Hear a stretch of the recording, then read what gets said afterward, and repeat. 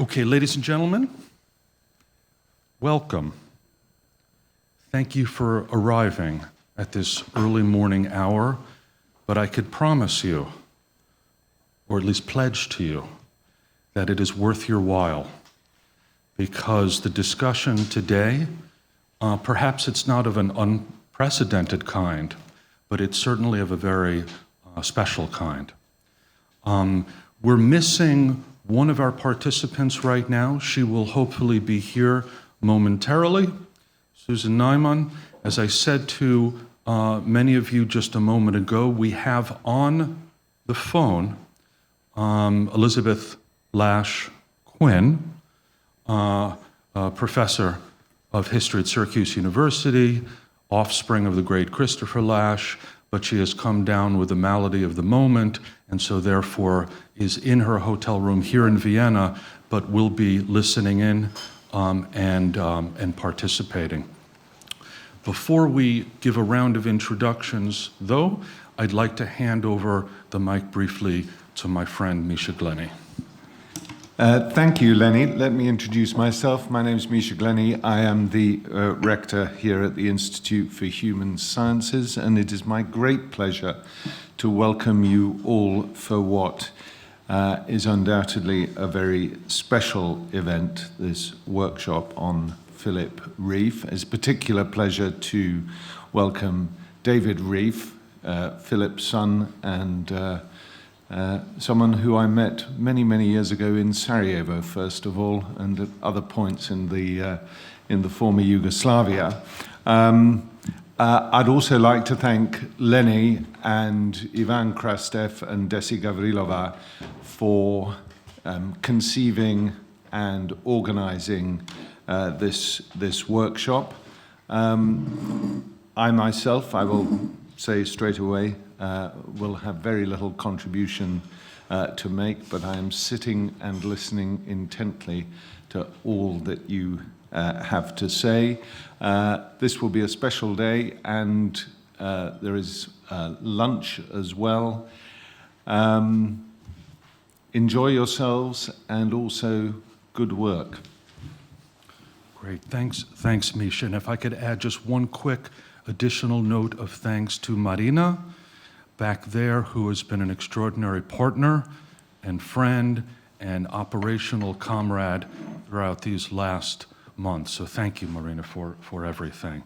I thought, if it's all right, that we would begin with introductions, but the introductions that will be, I hope, brief, will say, where appropriate and possible, a line or two about your connection, human, personal, intellectual, professional, to Philip Rieff, to whom we will be discussing at great length today.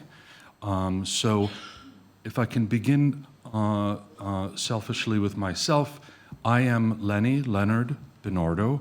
I work at the Open Society Foundations in New York, and I have the privilege of stewarding a project called the Ideas Project, in which I essentially have as my day job being a talent scout for heterodox and orthogonal and countervailing ideas in the world.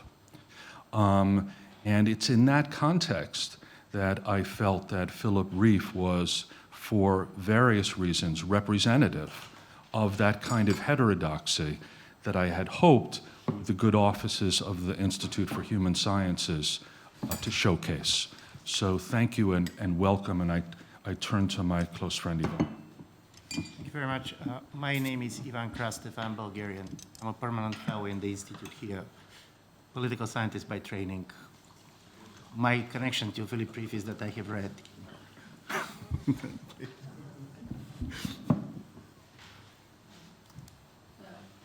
This is on, yes. I'm Peg Boyers. I'm married to this guy, Robert Boyers, and an editor of Salmagundi magazine. I met Philip Rieff in the classroom at Skidmore College in the mid-'70s. I was in a class which read his work, and I was forever formed by that. We had a very brief personal connection in which he rather kindly solicited a lot of information about me, and I didn't realize the purpose of that later, but my husband will reveal it. Thank you.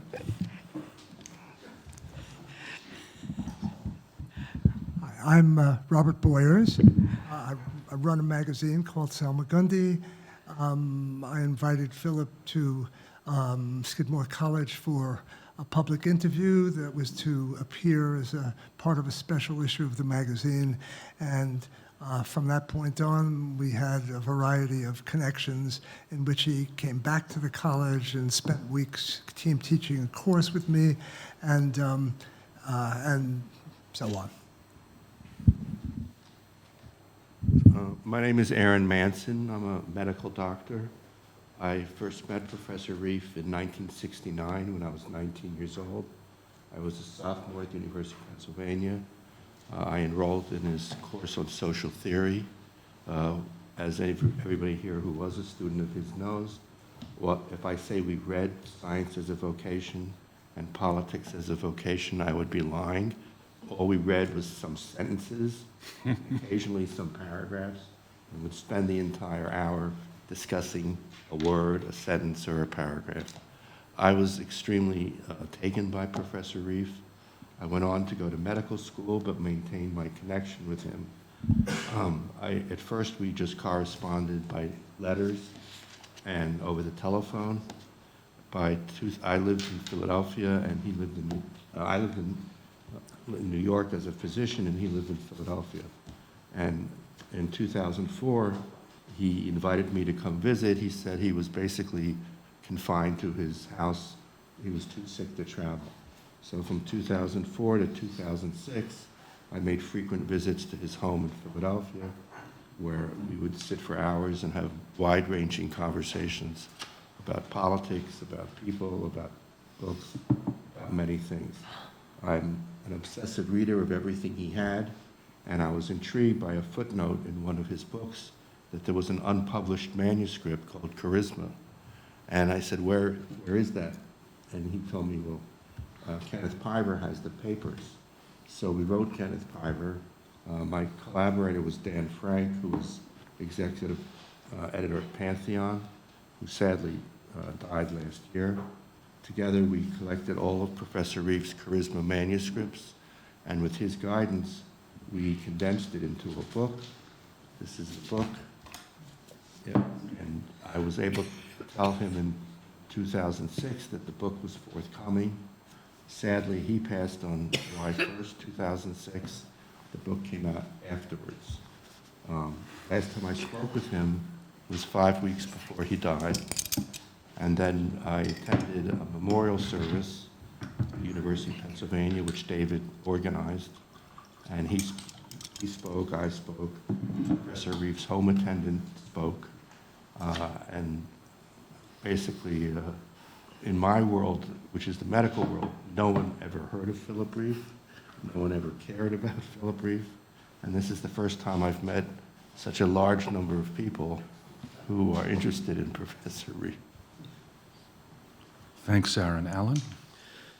Good morning. I'm Alan Woolfolk. I was a student with Philip Rieff, a graduate student in the 1970s. Again, my studies in 1974, completing my dissertation under him in 81. We maintained contact throughout the years. I published 2 significant articles on him in volumes edited by Jonathan Imber. Philip Rieff also invited me to write the introduction to and edit the second volume of Sacred Order, Social Order, approximately 2004, I believe. I last visited with him in 2005. And at that point, the book was well advanced. It finally came out with the UVA Press in 2007. I was a student. Let me add one other point. At some point in there, ISI had obtained the rights to Trantha Therapeutic to republish it, the book. And Philip Rieff was not happy about that. I was invited by Jeremy Beer, along with Elizabeth Lash Quinn, to write an introduction. was supposed to have been originally 2 introductions to the book. Philip Rieff called me up when he learned that I was doing this, and he forbid me to write the introduction because I think he was not impressed with the press, and also he was afraid that his work was going to become politicized. And so I said, of course, I won't write the introduction. So Elizabeth Lash Quinn had the good sense to persevere, and she ended up writing the introduction. And I'll be glad to say more later about my experiences as a student, as appropriate. Thank you, Alan. Tyler Harper. Hi, I'm Tyler Harper. I teach environmental literature and film at Bates College in Maine, but I also do some public writing about identity politics. And Rieff has been really important to me, mainly insofar as I tend to think about identity politics as a kind of therapeutic. So he's someone I've been thinking about for a while, but do not have a personal relationship with, like the other folks here. Hi, my name is John Pellatella. I'm an editor at a magazine called The Point, formerly the literary editor of The Nation for 9 years. And I encountered Philip Rieff when I was in graduate school in the late 80s. I just finished reading a book called The True and Only Heaven. And someone said, well, you might want to check this other book out. And I did. Thanks, John. Hi, I'm Shayla Ben Habib. I happen to be a visiting fellow right now at the EVM Institute, so this is one of the most interesting workshops I've heard about in a while. I was an undergraduate, I think, at the time that the triumph of the therapeutic really hit, and my one connection to it is the influence it had on Alistair McIntyre's work, who was my undergraduate senior thesis advisor at Brandeis. The triumph of the therapeutic was in the air, but I have to admit, I'm more familiar with Susan Sontag's work than with Philip's. So I'm here to learn and very much looking forward to the discussion. Evgeny, you go next. As a historian of science, I don't have any formal connection to Philip Rieff, but I have a side interest in the history of psychoanalysis, which I also did during my graduate work. So I did read The Triumph of the Therapeutic and the book on Freud, so that's my connection. I'm Jerry Mueller. I'm an emeritus professor of history at the Catholic University of America in Washington, D.C.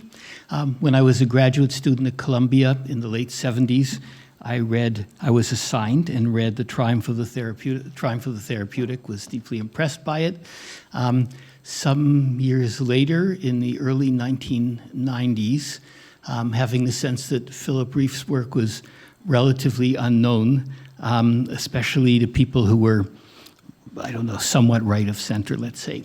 I wrote an article that appeared in 2 versions, one in Commentary magazine, one in a collection on American cultural critics.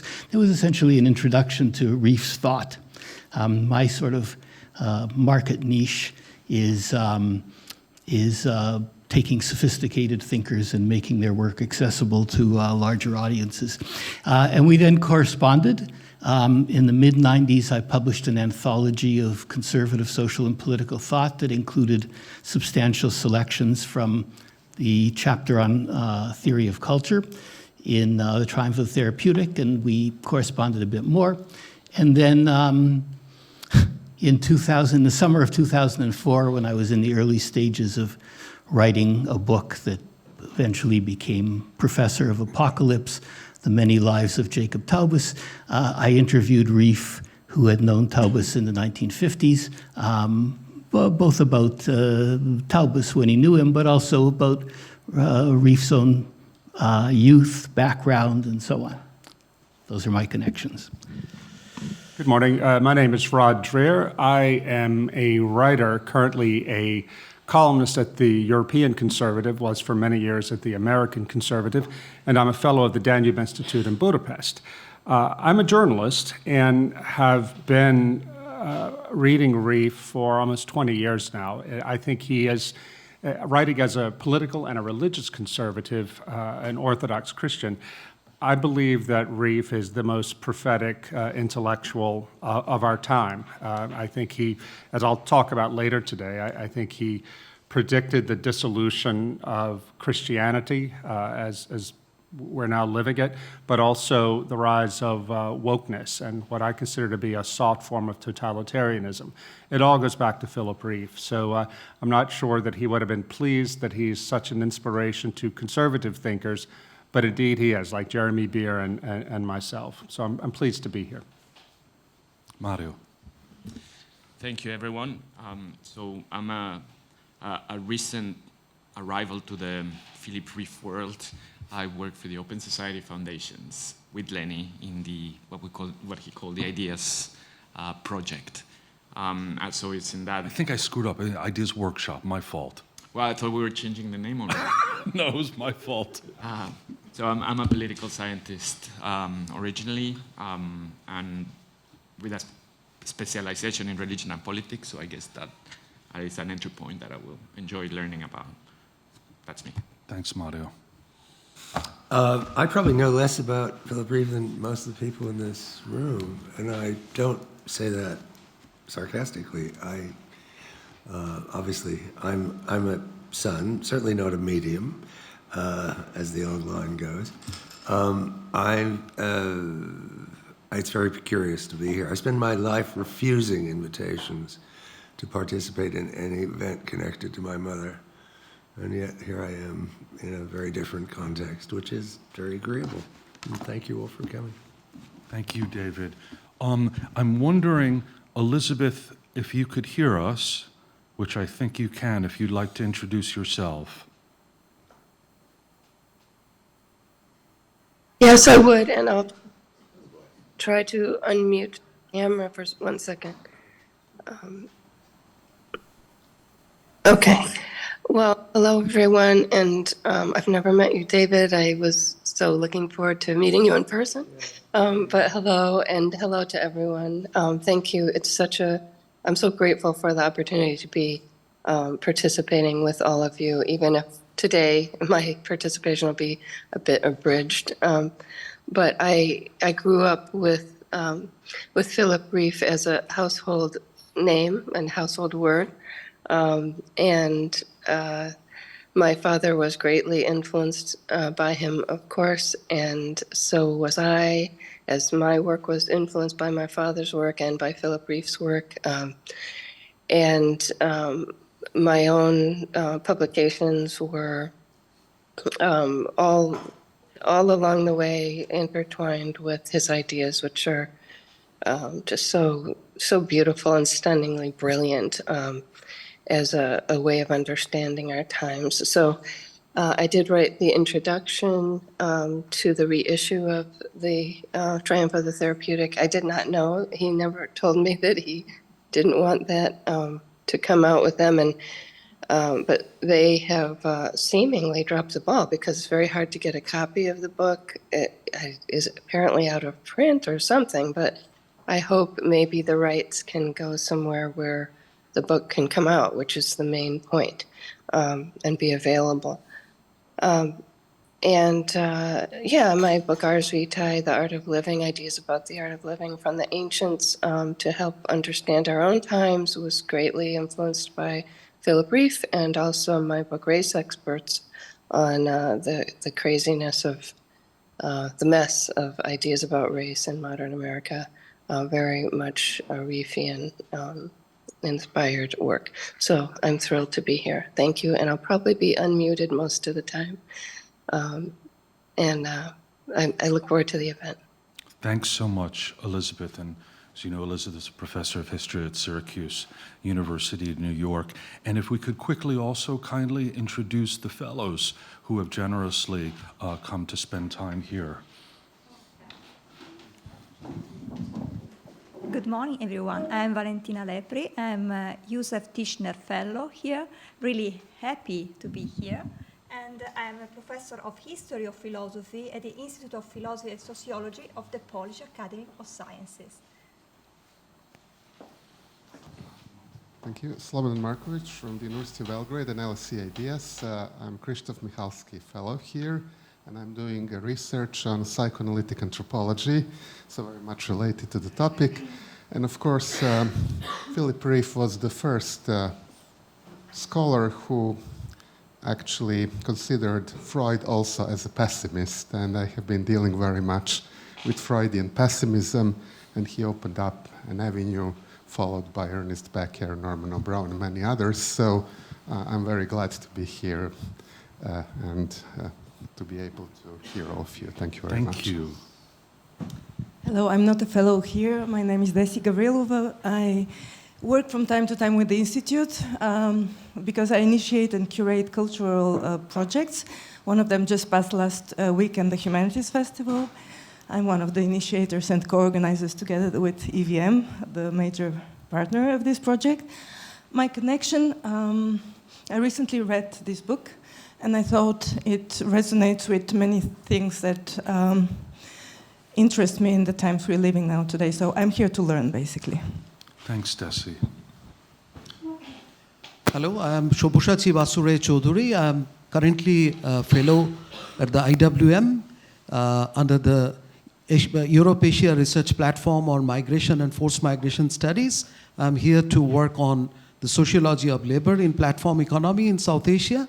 And I'm also teaching political science and global politics in a university in India, as well as I'm currently the president of the Calcutta Research Group, which is a partner of IWM. Thank you very much. Good morning. Good morning. This is Som Nirola. I'm from Nepal.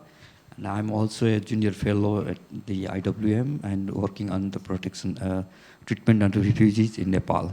Thank you. Jim? Yeah. Hello, I'm Jim Sleeper. I'm not a fellow. I'm just a writer on American civil society and politics and the partner of Shela Ben Habib. I'm grateful to be listening in.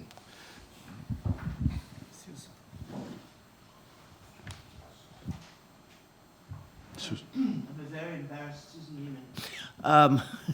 I did set an alarm for 7:30 and found myself,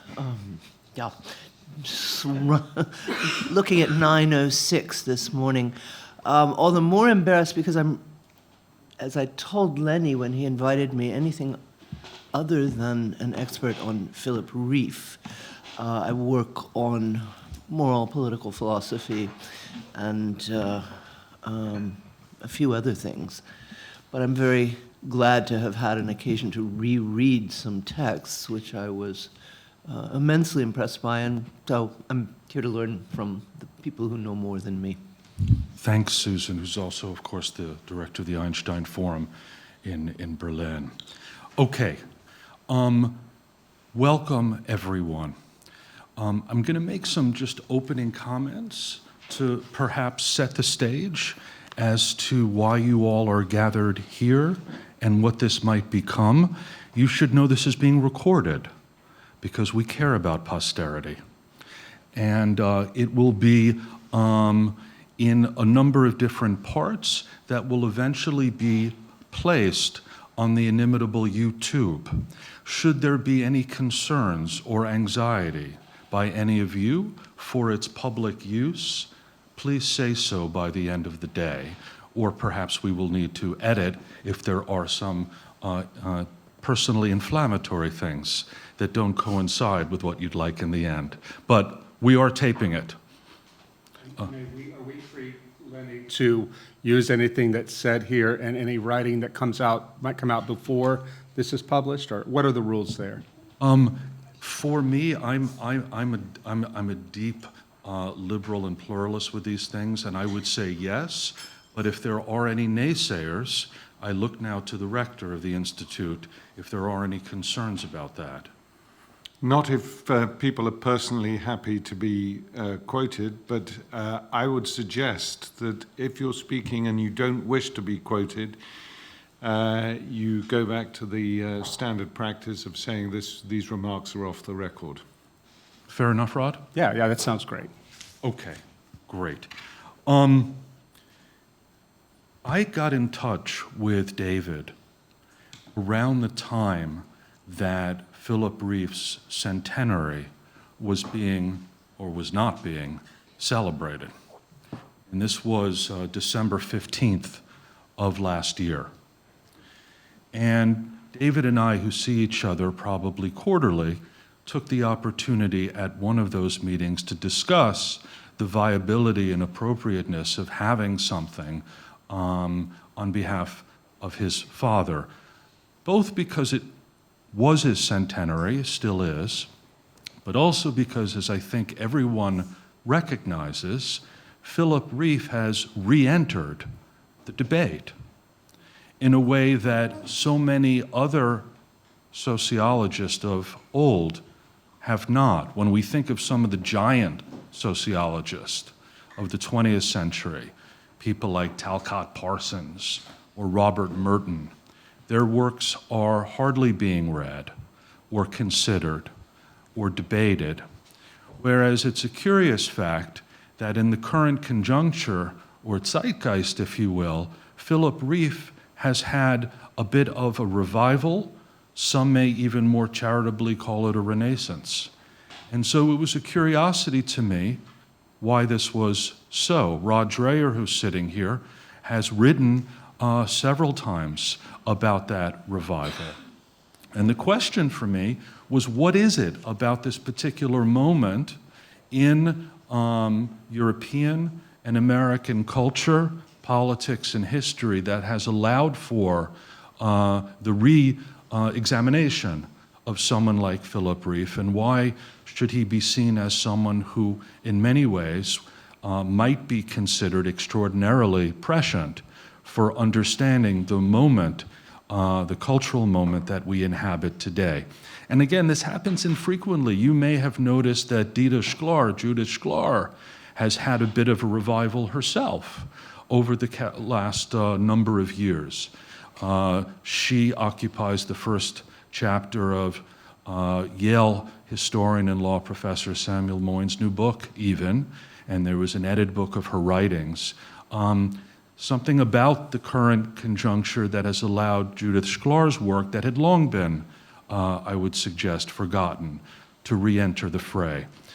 So that's how this conversation got started, and David and I thought about a number of different people who would be appropriate and conducive to this conversation. I should say we are without Carlos Peña, a colleague and friend of David's from Santiago, Chile, president of a university who is caught up with, as many of you are familiar with, university politics that has unfortunately kept him from participating. And then the doyen of Rieffian studies, Jonathan Ember, who had originally agreed and was excited, and who all of you are quite familiar with, unfortunately had a family obligation. But I'm so pleased that the rest of you are here, and I'm excited about the conversation over the course of today. I am trying to do whatever is possible to divide the day into two parts, where this morning we're going to discuss the historical, sociological, intellectual, psychological importance of Philip Rieff over the course of his 20th century career. What made him significant, what contributions stand, what particular interventions were important and why, and what were the various sort of contested conversations surrounding his work over the course of his career. The afternoon, and Rod Dreher has kindly assented to leading off the after-lunch period to talk about today. Why does Philip Rieff matter today? What can we learn from Philip Rieff for the current cultural dispensation that I think we all understand only too well? So I would ask, where possible, if we can divide the day into those halves so that we can come out with a bit of a kind of clarifying conclusion about Rieff's work on its own in the 20th century, and then Rieff's relevance in the afternoon for the 21st. This week, and it's a kind of curious congruence of events in many ways, has led up to today. I began this week with Yvonne and Desi. John Palatella was present, Misha, of course, at the fourth or fifth iteration of an editors' roundtable that the EVM holds with journalists and editors to talk about specific issues of the day. And we had a professor, German professor from Basel University, discuss his new book and his new concept of what he calls libertarian authoritarianism.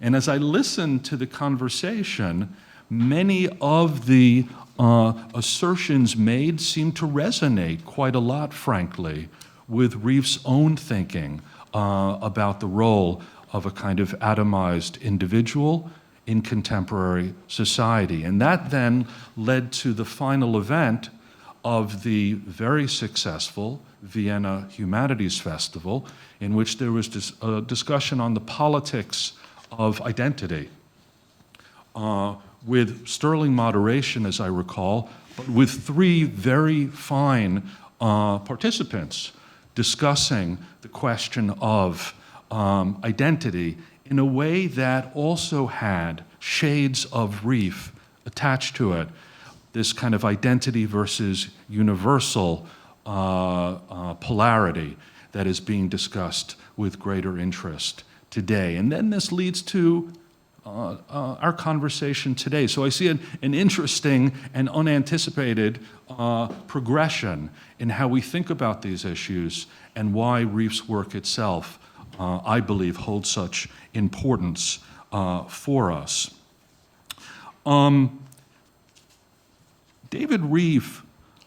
Philip Rieff, David too, actually, but Philip Rieff was, of course, highly interested in, inverting the sort of Chernyshevsky dictum of what is to be done in terms of what is not to be done. This notion of the interdiction, this notion of the sacred. And this is, I hope, going to be fodder for the discussion today, because his understanding of culture is a mammoth one. He doesn't take culture, as we all know, as is traditionally assumed as a way of life, as anthropologists like to have it. His idea of the United States, especially, is one of a culture-less society, something we're going to dig into today, which for an anthropologist, of course, would be a contradiction in terms. Society for Philip Rieff, David, that's the last time I'll do that.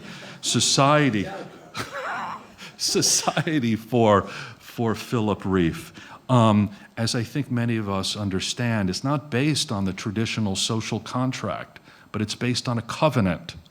There is certainly a kind of theological edge to how Philip Rieff thinks of both society and culture. And when we think of the field of sociology today, where Philip Rieff had situated himself, it's not unfair to claim that it was in many ways sui generis. The kinds of sociology being written in the 50s and 60s and 70s, of a quantitative sort often, of a behavioralist kind, later to be of a formal modeling kind, was about as far from the writing of the sociologist Philip Rieff as can be imagined. And the question is whether Philip Rieff's sociology, not just his general theses, but the kind of sociological work that he did can once again find a place today. It would be hard to imagine if Philip Rieff were on the job market today that he would be able to get a job. My guess is that he would be adjuncting for a long time.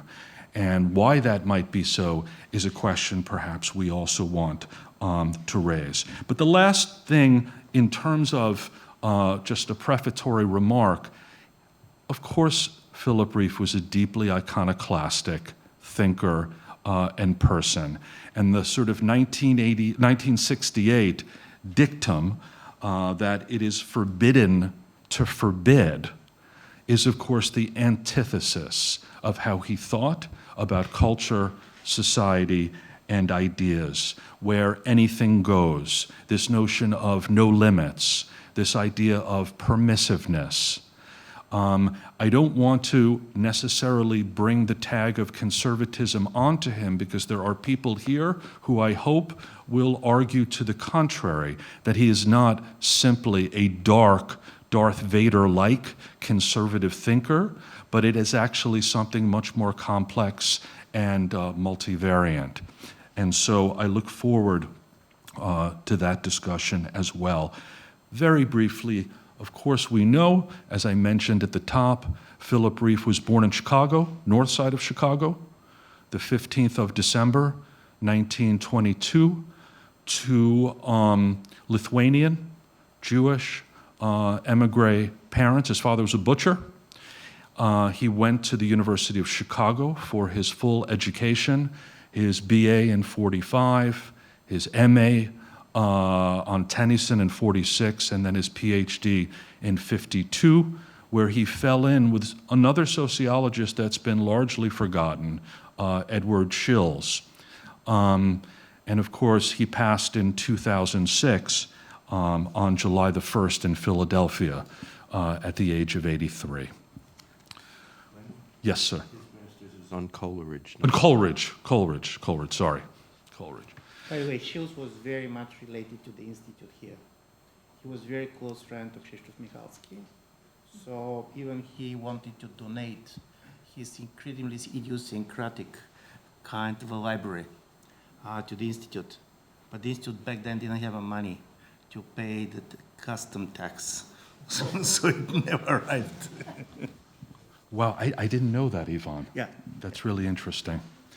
So where we're going to go right now, if it's all right, I have asked first Bob Boyers, who had very close relations for a period of time in the early 1970s around the publication of Fellow Teachers with Philip Rieff, to begin with a short biographical treatment as he sees it on Philip Rieff. And then I've asked David Rieff to talk a little bit more on the intellectual side. David, as if you are readers of his Substack, and I would commend you for those who appreciate aphoristic, pugilistic prose, to read David's Substack, because the psychological man concept that was so powerfully instantiated by Philip Rieff in the mid-1950s, in some ways, David might be taking the logical extension of that to what we might call traumatic man. And I hope that the conversation about from the therapeutic or the psychological to the traumatic will be a subject of conversation here. And then finally, Aaron Manson, who spent not inconsiderable time in Philadelphia with Philip Rieff in the 80s and 90s, and takes a countervailing view of Philip Rieff, will be able to then thirdly offer some biographical remarks. So perhaps, Bob, I might turn to you. Thank you. So my relations with Philip were limited to about a decade in the 1970s. Some of the contact was intense and intimate. As editor of a magazine called Salmagundi, I was much taken with the triumph of the therapeutic, and I decided to build a special issue around the subject of psychological man, to ask a number of sort of leading intellectuals to write about Rieff. And I invited Rieff to Skidmore College, which published my magazine, to sit for a lengthy interview, which would appear in the pages of this volume. He was enthusiastic. He agreed. He had no misgivings about the interview. My archives contain letters in which there's no misgiving whatsoever on Philip's part about the prospect of sitting for a long interview that would be published in the magazine. The interview ran for 3 hours. An enormous audience showed up.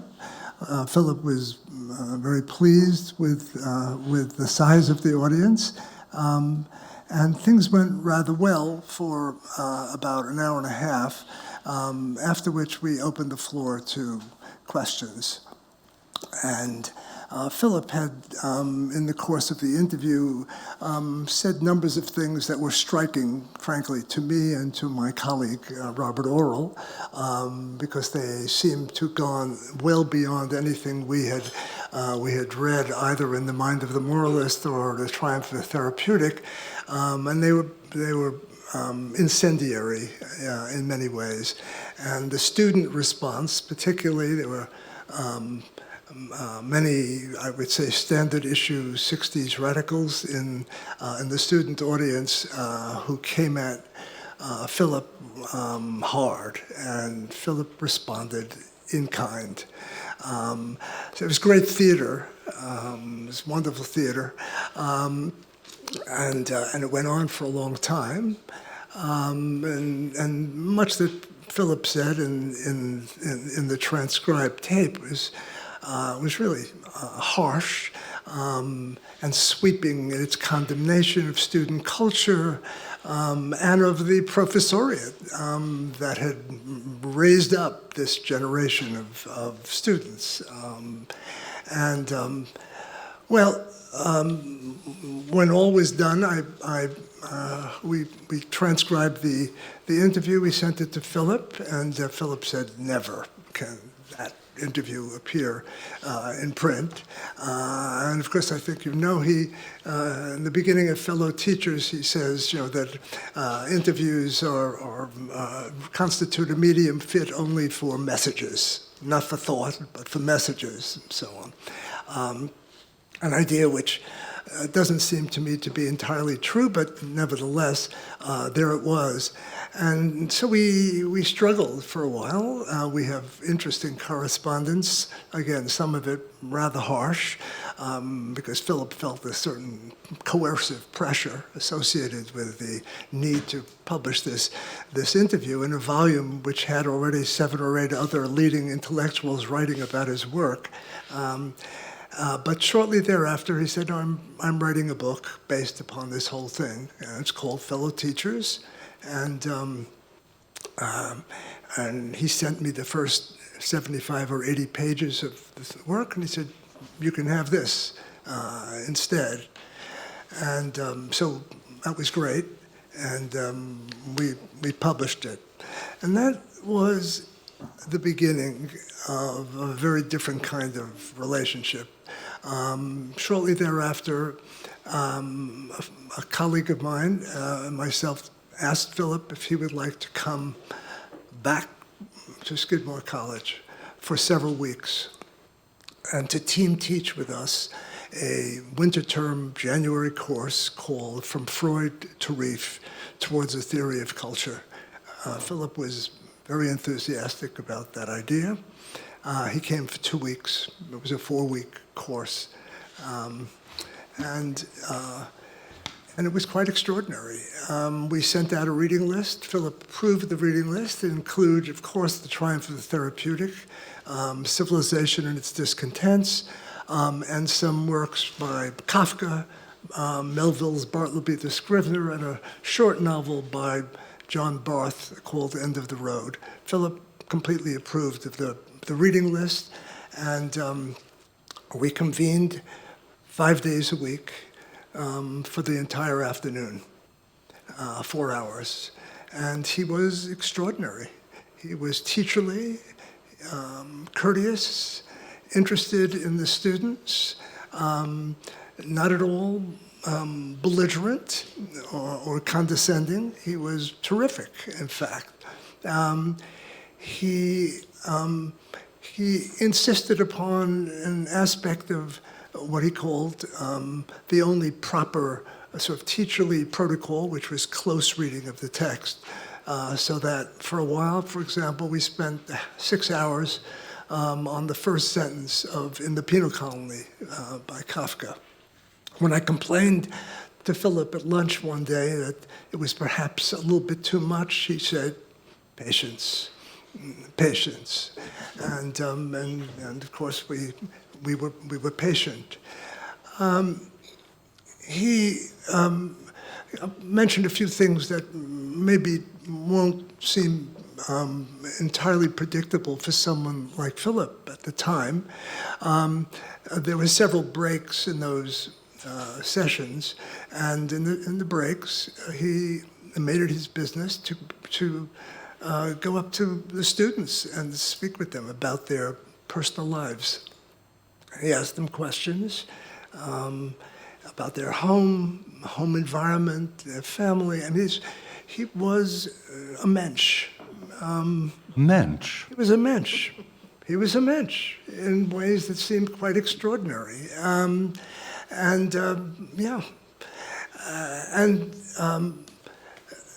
that seemed, to me at least, to suggest something about Philip that I hadn't quite imagined or supposed on the basis of my reading of his work, and many of the things that he was arriving at that moment in terms of interdictions and so on, which seemed to me rather harsh and imposing.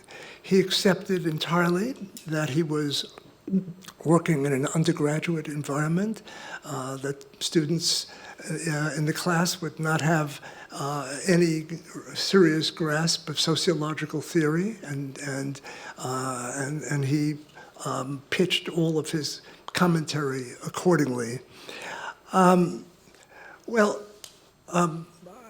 Occasionally in the class, just occasionally, Philip would refer to his personal life. He spoke a bit about his then wife, not about Susan Sontag, but about his wife at the time, and invited others to do much the same. One night at dinner, very late in his visit, I had lunch and dinner with him every day for the 2 weeks. We went to the movies. We watched the Super Bowl together. I mean, he was comfortable to be with. But one night, he astonished me by speaking of one of our students, then called Miss O'Higgins, noting that she and I seemed close, as he put it, and recommending in all seriousness, and this is a quote, that you marry her as soon as possible. An extraordinary suggestion. I've now been married for about 50 years to Peg Boyers. And exactly what that recommendation says, or might say about interdicts, remissions, and a sense of the sacred, I've been puzzling over since then. I'll end by noting that the two early books by Rieff, along with a dozen or more of his great early essays, right up to and including The Impossible Culture on Oscar Wilde, seem to me still major works. I mean, major in every sense. The later works, including Fellow Teachers, seem to me intermittently brilliant, original, and often disheartening. So I'm hoping that we'll talk about that over the course of this day. Bob, thank you so much. Just a few points for later, if possible. The first, in terms of the close readings to which you refer, 6 hours on the first sentence of Kafka, it would be good to understand Philip Rieff's relation, both intellectual or personal, with Leo Strauss, who of course is also greatly known for those close readings. So maybe we could return to that. I was also struck by your use of mensch, because it's not a term I would have imagined would have been applied to Philip Rieff. As a graduate student myself, I remember in a class that Edward Said led during a student's presentation. He asked her, have you not already bored us enough? And so I've always had that impression that Philip Rieff may have that same sort of invective. So hearing about the Menschlichkeit is quite appreciative, maybe something to return to. Can I add something to that? Aaron, please. On one of my visits, I brought my wife and my 3 kids. They were about 15, 13, and 10 years old at the time. And I was a little concerned about how the visit would go. He was wonderful with my kids. He was gentle, he was kind. He asked each one of them what their interests were. It couldn't have been, as you said, he was a wonderful mensch. He was extremely interested in my son's smartphone. He asked another one of my kids, what are your interests? He was 10 years old. He said math and geometry. And he said to him, I'll never forget this, he said to him, well, you're still young, your interests are still quite Catholic. And after the interview, my son said to me, why did he say I'm Catholic? But except for that, he very much spoke to their level, and he was wonderful with them. The other comment I just wanted to make is he once said to me, one of the great sins of the academy is impatience. Yeah. So we're going to come back to you, Aaron, for more Rieff revisionism in a moment. But first, David, if we could turn to you. Well, listen, I wasn't kidding when I said that I probably know less about my father's work than most of the people in this room, and certainly less than the people who are his students and people who really look carefully at it. What I want to propose to you is, though, that I think the work, Lenny mentioned Judith Sklar, and it struck me that one way that you could frame my father's work, as it ended up being, was to use Sklar's formula, but flip it, the conservatism of fear. And that's what it's about, that in a sense, a lot of the thing that may or may not be conservatism, Aaron has an interesting and somewhat heterodox view on this, that it's about you have to preserve these institutions because otherwise everything will fall apart, which is, I think, the key. The contradiction, of course, in his work, I mean, everybody, a million people have said this, is that he was a person who insisted on faith, who wasn't a man of faith in any serious sense. To the extent he was a man of faith, he played fast and loose with it. He chose to observe some rules and make up others for himself, so that you really can't. Unless you're founding your own religion, which, powerful as his ambitions were, I don't think they extended that far.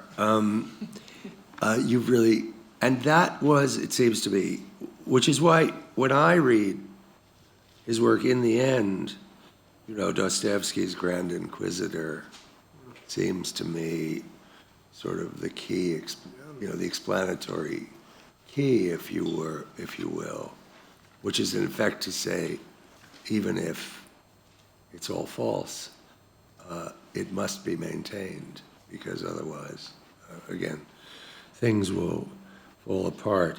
I think, obviously different books have different resonances. He does, it seems to me, move in his work from a fairly conventional liberalism at the beginning to a kind of strange, I don't know if it's conservatism or not. As many of you know, Leo Strauss's daughter denied absolutely that Leo Strauss was a conservative. So one must be rather careful with these sorts of descriptors, I guess one says. I think it moves, and I think the crucial event Bob talked about fellow teachers. I think the crucial event is what he saw as the collapse of the universities. Now, I don't in '68, in berserkly, as he liked to call it.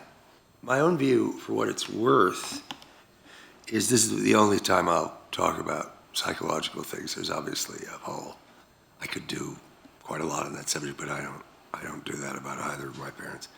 I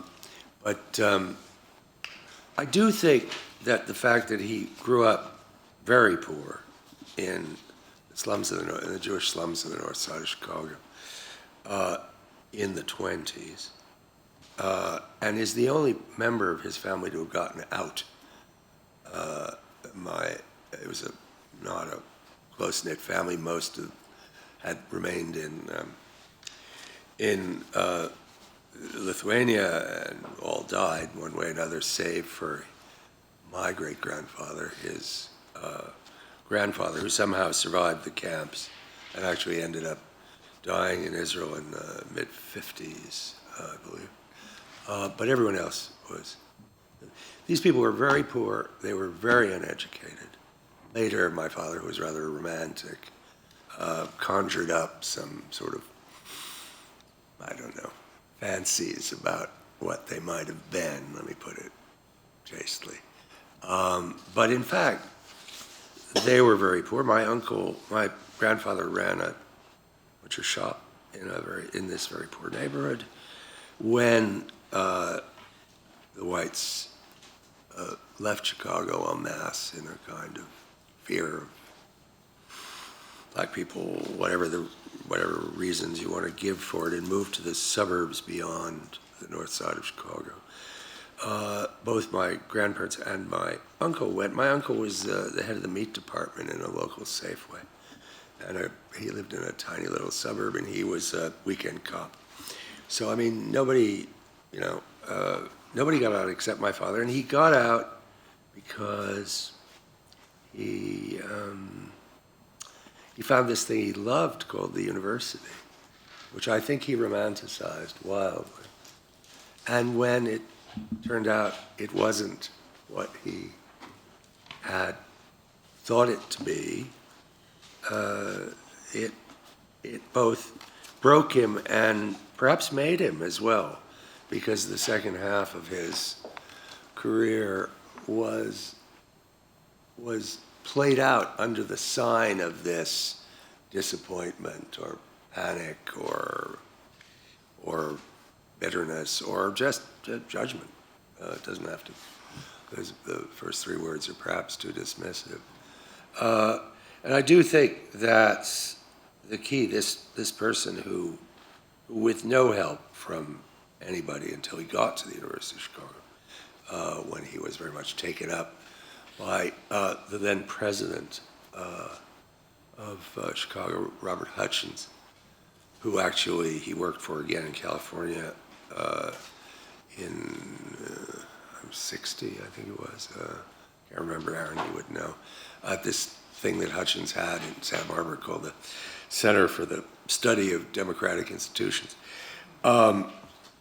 You remake yourself, and then the thing in whose image you've remade yourself collapses, at least as you love it.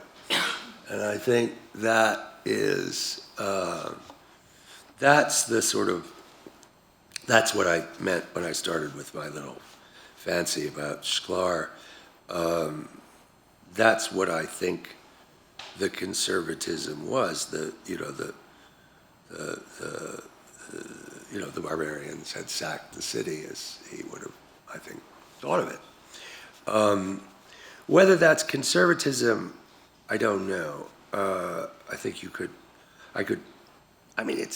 he certainly wasn't a conservative in the sense of a movement conservative.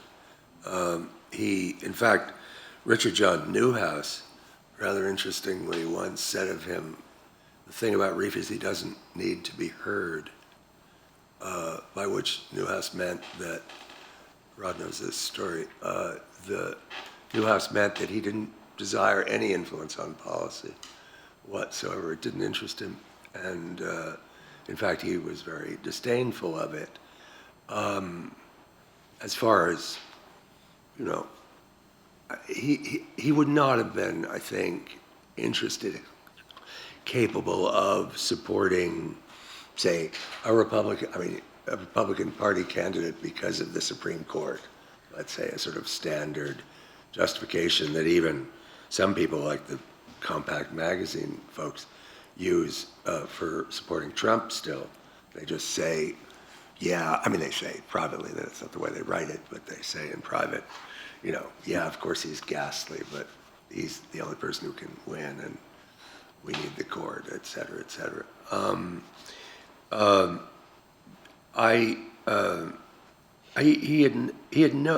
Newhouse was a very smart guy, was right about that, was correct about that. He wouldn't have enjoyed it. The only political contact that I can remember having, and I should be very clear, we did not particularly get on for most of his life. I'll just leave it at that. And I didn't see him for long periods of time, which is again what a number of people here are. I mean, there were decades when we didn't see each other. When he got ill, I was very present for the last period of his life.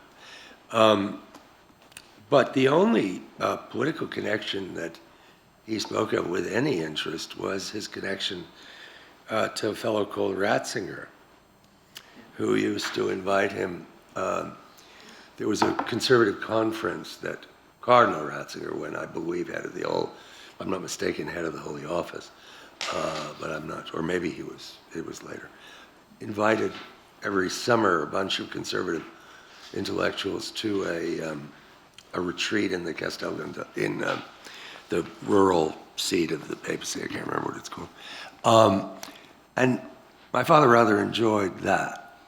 But that was as close to politics as I think he would have considered it interesting to be. I'm not, I'll close with 2 points.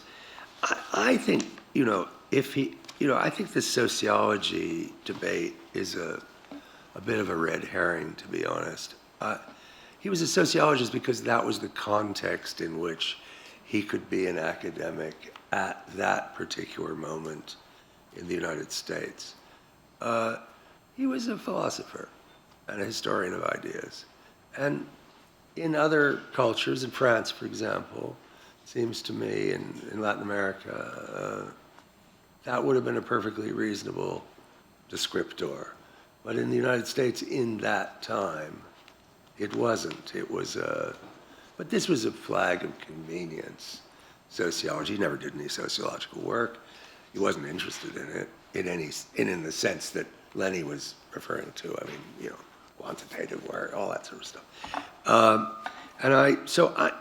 I've never been much concerned with the issue of, you know, how to reconcile.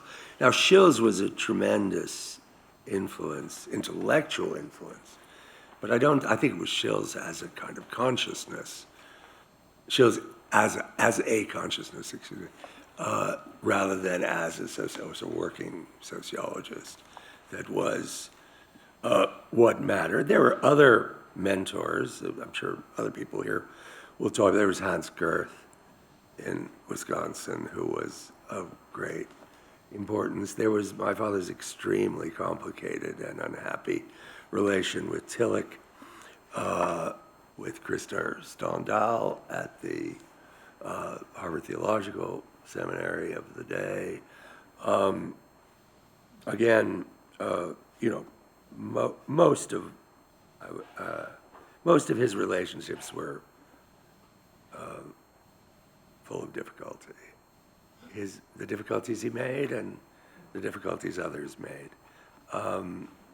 But he was an agonistic guy. That's who he was. What did I want to conclude with? Excuse me. I want to return to Newhouse's formulation about not needing to be heard. to talk about the language of the latter work also. I once had a conversation with him. I was in Bosnia. Misha was kind enough to recall our days there. And I was by then seeing him, this would have been 92, I guess, 93. And he said, I'll come to Europe and we could have some weeks together if you'll come out of Bosnia and Croatia. And we met somewhere, and he showed me a manuscript. I can't, alas, remember which one it was. We were in Switzerland somewhere. And I said, this is written in a language that is not accessible. And I said, you don't like the French, the world of Deleuze and Guattari and Lacan and the rest, but you equally write in a way that you have to learn the language in order to understand you. And you make that demand. He said, yeah, I don't care. Because I had been a book editor in the 1980s before I changed job descriptions and started working in all these foul places. But I mean, it struck me that he had something of, I mean, I don't remember ever talking to him about Lacan. I'm sure he would have detested Lacan. I know he detested Adorno. But it was some of the same demand. That is to say, I'm going to write this, in effect, esoteric text. And it's up to people to make the effort to follow me there. And that was both his purity, because in some ways he was very pure. I mean it in an intellectual sense. I'm not talking about material life.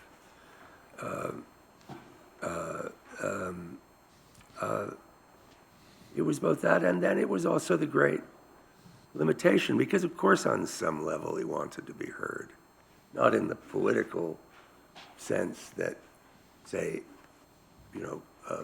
movement intellectuals, left or right, want to be listened to by power, but in the, in the larger sense of making the debate bend to your view of it. And I'll stop there. Thank you, David. It's interesting for someone of such staggering, truly staggering erudition. He was able in the first part of his life to write for popular intellectual magazines. And you'll find him in the encounters and the partisan reviews and the commentaries. But then there was this kind of caesura after 73 that perhaps we'll look at. He was a fan of Finnegan's Wake. And it's interesting that Joyce famously... Oh dear, yes. Joyce famously said about Finnegan's Wake, it took me 10 years to write it, it should take you 10 years to understand it. And maybe there was some of that in there too. I'd be curious more about Adorno, because I would have imagined that there would be, if not elective affinities, certainly with Adorno, some pessimistic affinities with Adorno's worldview. But we could return to that later. I want to make sure we have 10 cards here, and at any point, please, this needs to be a collective conversation, so just raise your 10 card at any moment. But we're going to turn now, with no 10 cards up, to Dr. Aaron Manson, who's going to perhaps further fill out some of the biographical detail. Well, I would reinforce a lot of what David said about Professor Rieff. I always called him Professor Rieff. I never called him Philip.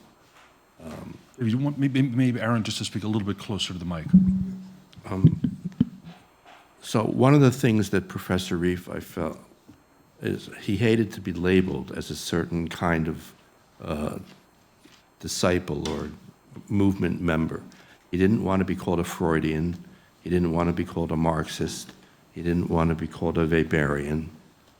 And he didn't want to be called a conservative. Now, sometimes we judge people by who their friends are. So 4 of Professor Rieff's closest collaborators and friends were, first of all, Hans Gerth, who some people have described Professor Rieff as a disciple of Hans Gerth. He met Gerth when he was young. He visited him in Madison, Wisconsin. Gerth considered himself a democratic socialist and came to America with all these Weber manuscripts which had never been translated. And he would sit with Philip Rieff and Susan Sontag on the floor and lecture them for hours and hours. Professor Rieff told me it was a torrent of information. I would have to put my hands over my ears because it just kept going on and on. He should never have been given a driver's license because he just kept talking all the time. But Hans Gerth was a very big influence on Professor Rieff, and Gerth considered himself a socialist. He was forced to flee in 1939 by the Nazis. The second person who was a big influence on him was James Luther Adams, who was the leader of the Unitarian Church and who considered himself a religious socialist, was active in the civil rights movement. And in his first essay, in Rieff's first essay, the first footnote says, "I am indebted to my colleagues Hans Gerth and James Luther Adams for much of what I know about Freud." I thought that was an amazing sentence because Rieff is obviously one of the great experts on Freud, and he felt that Gerth and James Luther Adams taught him what he knew about Freud. The third person who he was very close to was Herbert Marcuse, and I believe he attended Marcuse's second wedding, and Marcuse lived with David and Miss Sontag and Professor Rieff in Cambridge for a year after Marcuse's first wife died. And they were very close. At the same time that Rieff was writing his book about Freud, Marcuse was writing Eros and Civilization. And even though they had intellectual differences, they were very close. And of course, Marcuse was a Marxist. And the fourth person that he was very close to was J.P. Nettle, who was an expert Marxist historian, and he wrote the definitive biography of Rosa Luxemburg. And Rieff told me that he was responsible for bringing Nettle to the University of Pennsylvania, and sadly Nettle died about a year after he arrived at Penn, and it was a great loss to Professor Rieff. In a plane crash. In a plane crash. So those 4 people are all not conservatives by any stretch of the imagination. Now, I felt that Professor Rieff should not be considered a conservative because he told me that often. And his work, I believe, demonstrates that, starting from the very first thing he wrote, which is master's thesis on the social thought of Coleridge. And in that thesis, he considers Coleridge to be one of the important predecessors of modern conservatism. And what he said was that Coleridge has said much of what is being said now, and almost in the same tone. To read Coleridge is to read a great part of all the conservative political theory being written in our time. And one of his criticisms of Coleridge was that he wanted to return to Christianity as a foundation of politics. He explicitly distanced himself from that intellectual effort, and all through his life felt that one must divorce politics from religion. One of the reasons why I was so motivated to publish Charisma is that theme is through the book all the way through, is that when you link politics and religion, the result is catastrophe. So that was one of the themes in his Coleridge essay. And then, even later in his career, that theme is borne out, where he wrote both in Fellow Teachers and in Charisma. This is a quote from Charisma. Here we can see how, with startling clarity, how little our established political distinctions between left and right, conservative and radical, revolutionary and radical, matter nowadays. He believed that in the modern era, things had progressed beyond a point where the important distinctions were between the political left and the political right, and he often felt that in some ways they were actually very similar. But what mattered more was this cultural emergence of what he early on called the therapeutic culture, later on called third world culture, but he felt that was the important issue at hand, not whether one was of a leftist or rightist. And I agree with what David was saying, is that he would have cared very little about being an ally in the effort to have certain kinds of judges appointed to the court because of their positions on abortion.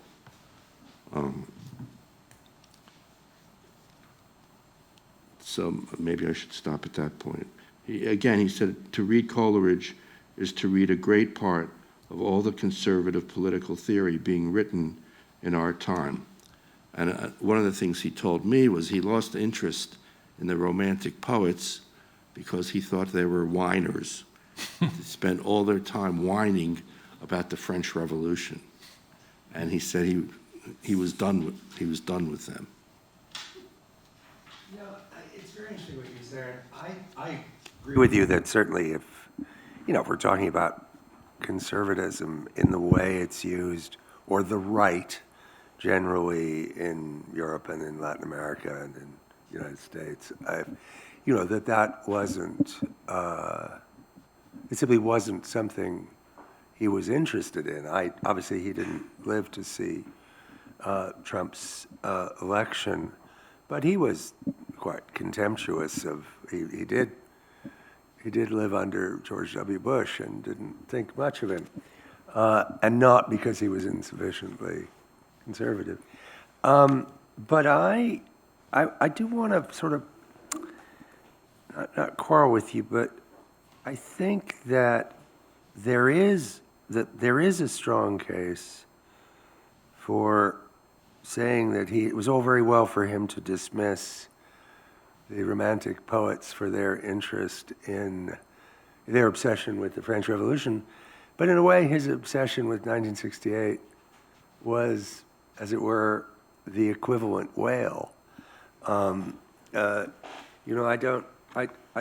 think one must be very careful. I mean, Coleridge thought that was the end of the world. And in some ways, he was right. It was the end of a world. And my father thought that May 68 had been the end of a world. And he was right, too.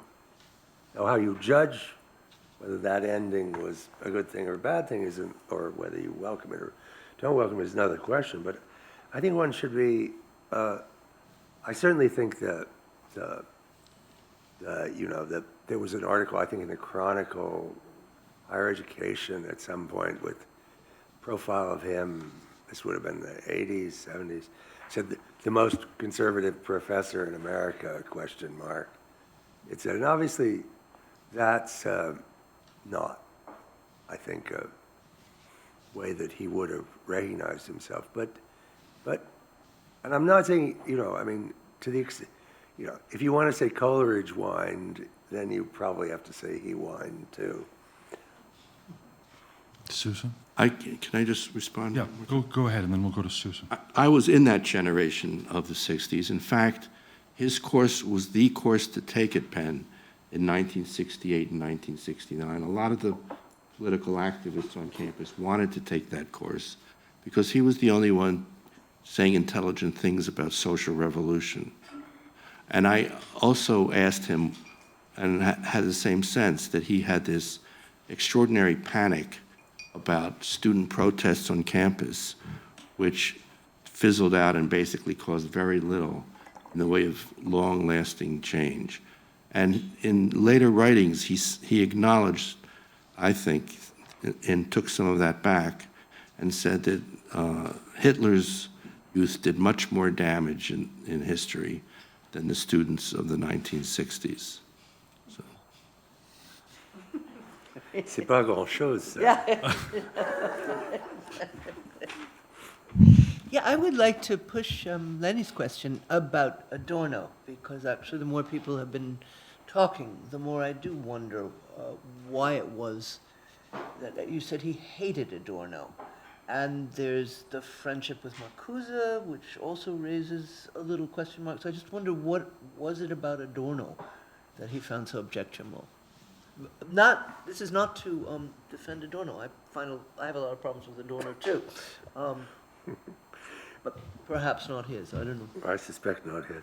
Although, I don't know.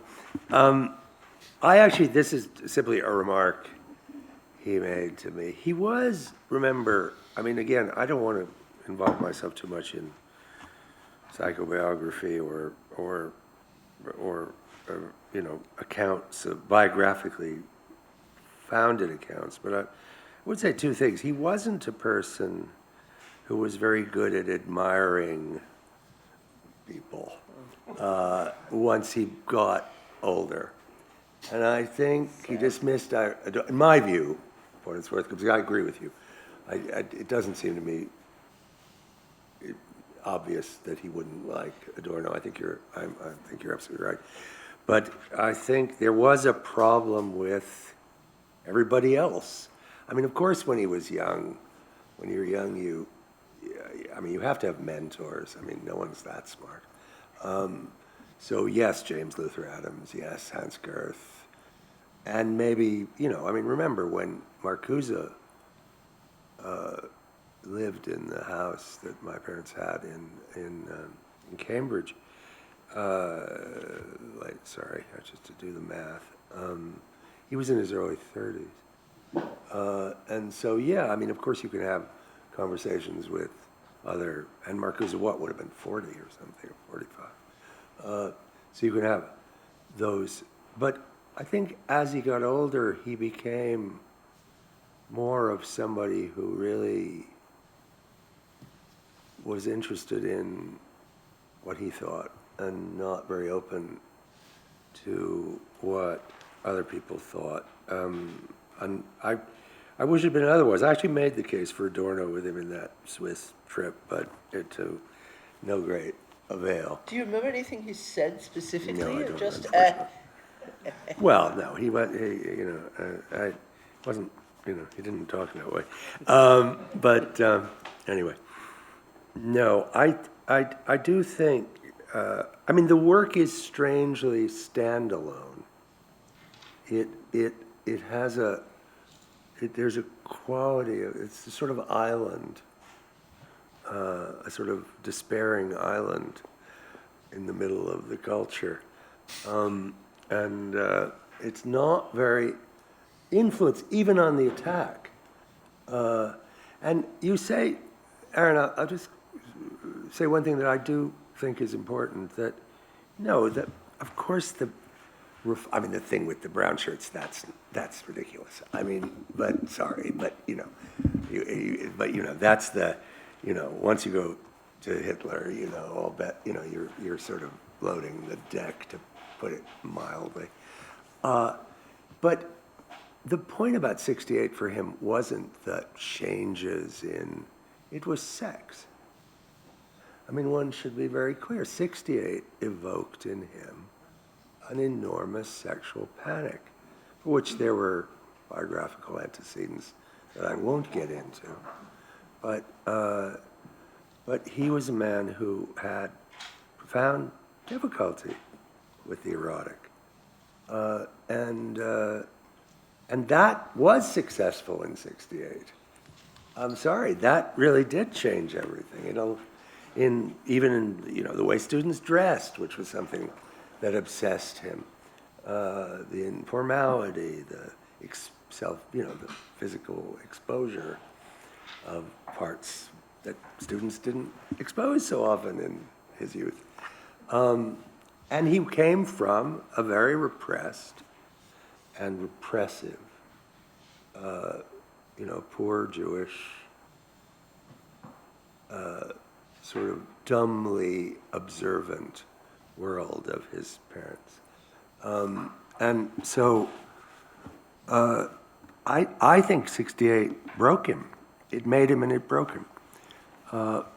On that base, of course, not because of the political demands of 68, which indeed turned out to be less than people thought initially. I mean, he famously said immediately behind the hippies or the thugs. Shayla, please.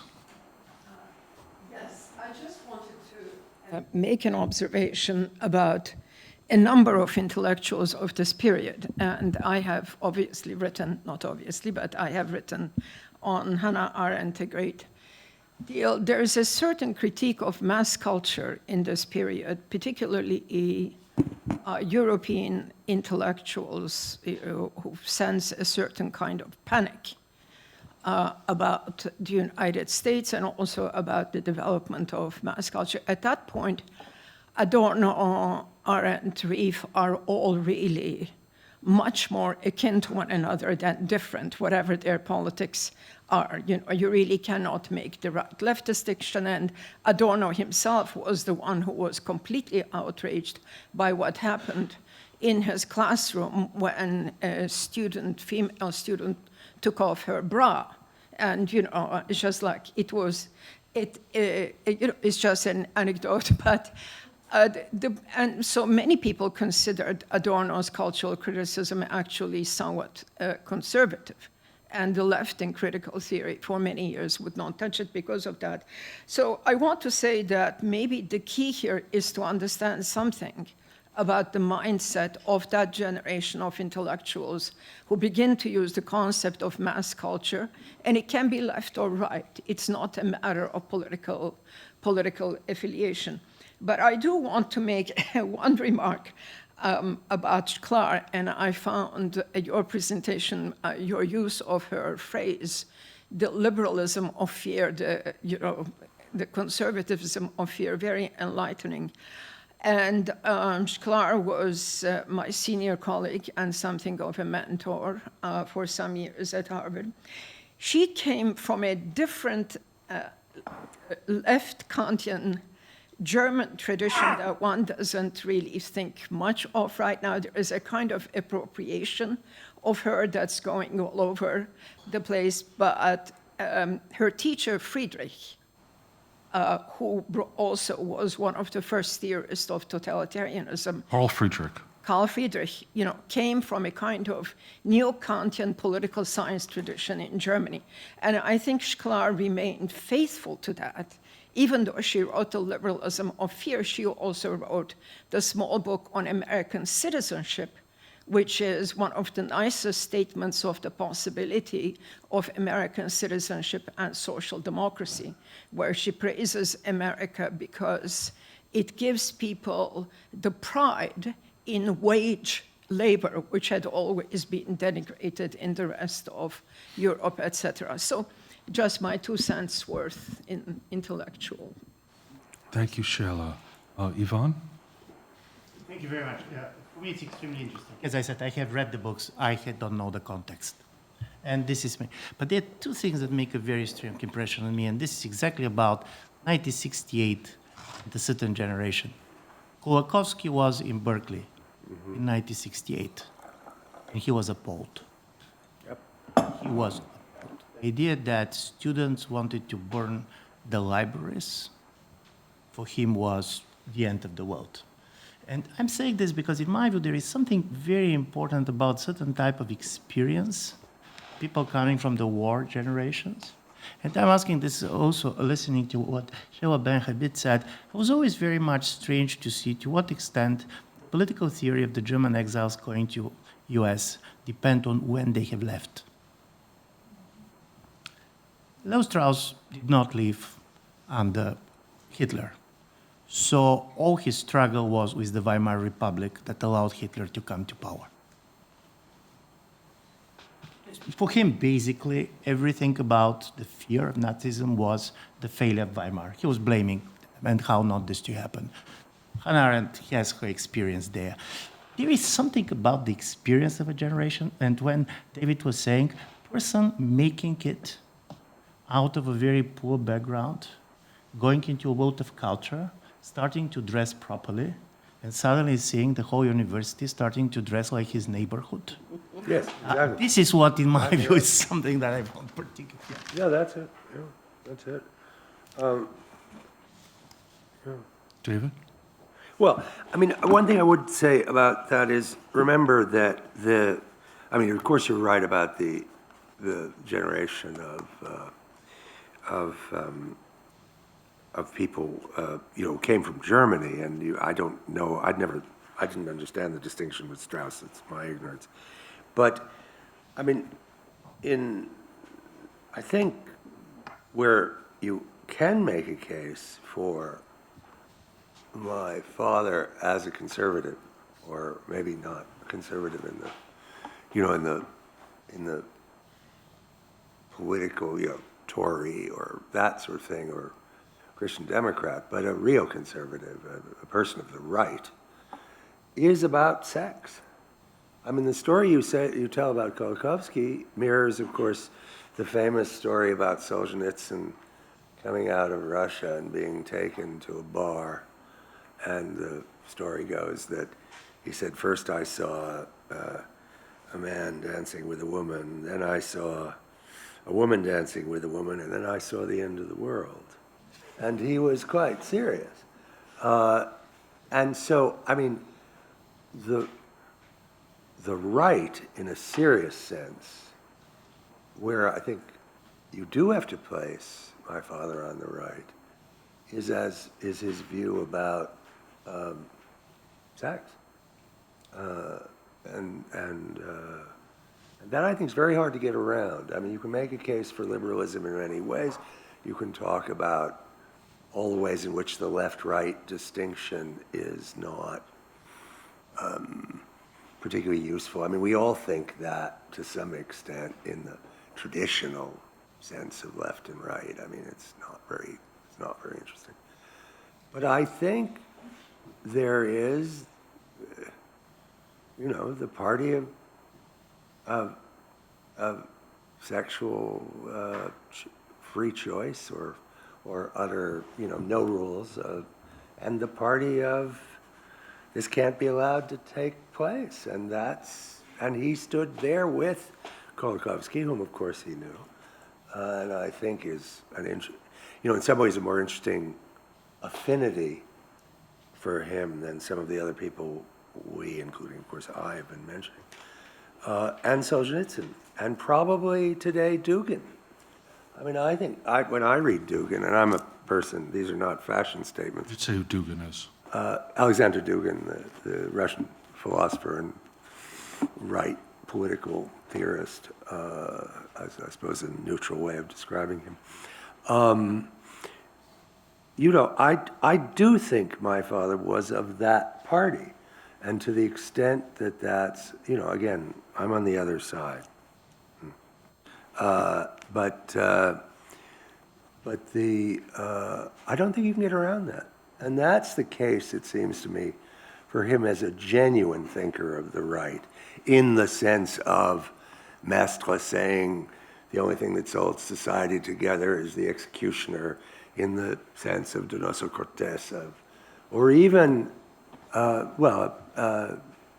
you know, that tradition of thought. Of course, the complexity is that, you know, there is a great affinity with these people, and yet, for my father, of course, there was the problem of anti-Semitism, as they say. So I should probably stop. Rod, please. And then Jerry. I'd like David and Professor Woolfolk to talk a little bit more about Philip Rieff's attitude towards homosexuality. I recall in the Philip Rieff Reader, it was mentioned that Alan Woolfolk was one of the few people to write about Rieff's attitudes towards homosexuality. So could you all enlighten us, to say a little more about why he believed what he believed and why he believed it. May I suggest, Alan, that we do that because Jerry's going to give a little sort of tour d'horizon of some of the major concepts of Rieff after the break, and then maybe your intervention will be right after that, unless you would like to say something immediately. Okay, Jerry, was there something else that you wanted to add right now? I was just wondering when you want me to come in. Okay, what I'm going to suggest, and just one last point on 68. I think we all know that Alan Bloom was very affected by 68 up at Cornell, and Abe Ravelstein or Alan Bloom, 18 years later, created the closing of the American mind. And it is interesting to take Yvonne's point, but to put it into the American context, as to the different trajectories that intellectuals took, certainly when it came to 68. Dwight MacDonald and Barrington Moore, who traveled to Berkeley to lecture, took a very particular road, quite different, of course, from Alan Bloom / Abe Ravelstein and Philip Rieff. But can I, first of all, I think what Rod raises is key.